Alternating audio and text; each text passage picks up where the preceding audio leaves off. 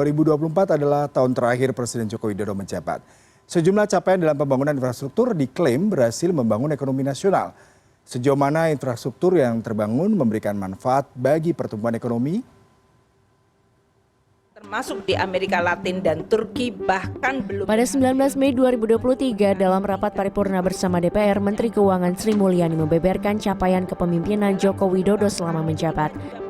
Menteri Keuangan menjabarkan panjang jalan nasional meningkat 1.385 km dari 46.432 km pada 2014 menjadi 47.813 km per 2022. Jalan provinsi dan kabupaten bertambah dari 464.280 km menjadi 501.344 km.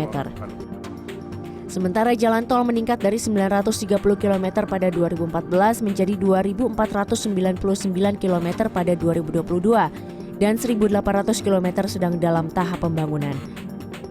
Infrastruktur bendungan meningkat dari 15 bendungan pada 2014 menjadi 42 bendungan.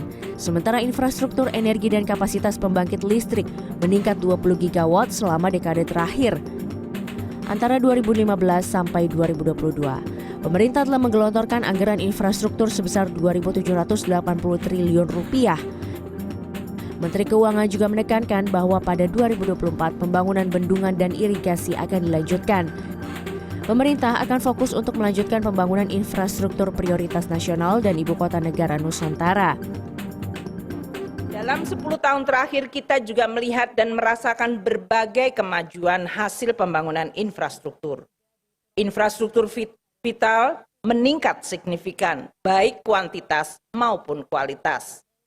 Panjang jalan nasional yang sebelumnya tercatat 46.432 km tahun 2014 meningkat 1.385 km menjadi 47.817 km pada tahun 2022. Pemerintah akan fokus untuk melanjutkan pembangunan infrastruktur prioritas dan ibu kota negara IKN Nusantara. Hal ini juga sangat strategis untuk mendorong gerak roda ekonomi dan pemerataan pembangunan. Namun pembangunan infrastruktur yang masif ini dinilai belum efektif dan belum memberikan manfaat bagi perekonomian daerah tersebut.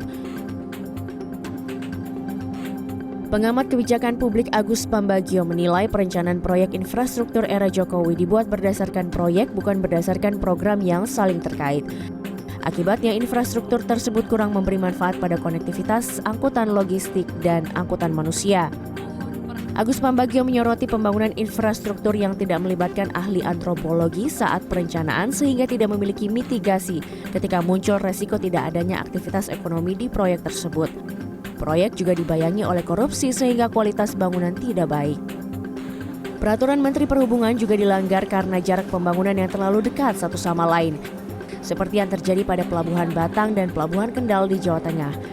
Keduanya berdekatan dengan Pelabuhan Tanjung Emas Semarang dan pintu gerbang laut Jawa Barat yakni Pelabuhan Cirebon. Sebagian besar proyek dalam satu dekade disebut Agus mubazir karena belum mencetak pendapatan akibat tidak ada pengguna jalan yang melintas atau kurang penumpang dan barang pada sebuah bandara dan pelabuhan. Hal itu disebabkan tidak ada bangkitan ekonomi pada titik ujung proyek seperti yang terjadi di Jalan Tol Manado-Bitung. Akibatnya anggaran ribuan triliun rupiah yang digelontorkan membebani APBN dalam bentuk utang.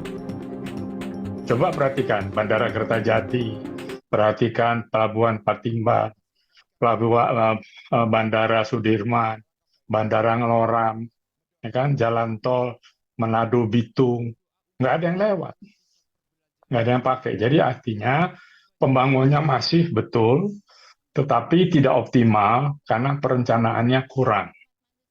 Karena perencanaan kurang itu akhirnya terkena pada perusahaan-perusahaan KPBU yang membangun infrastruktur, yang karya-karya itu kan sekarang jadi bermasalah.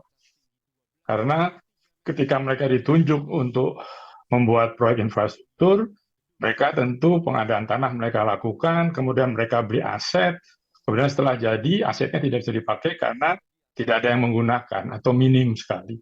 Ini yang jadi persoalan. Agus Pambagio menegaskan persoalan infrastruktur mangkrak akan menjadi pekerjaan rumah bagi presiden selanjutnya. Presiden mendatang juga harus membangun bangkitan ekonomi di sekitar proyek dan wajib menyicil utang-utang bertenor panjang. Desi Aritonang, Riki Maulana, Jakarta.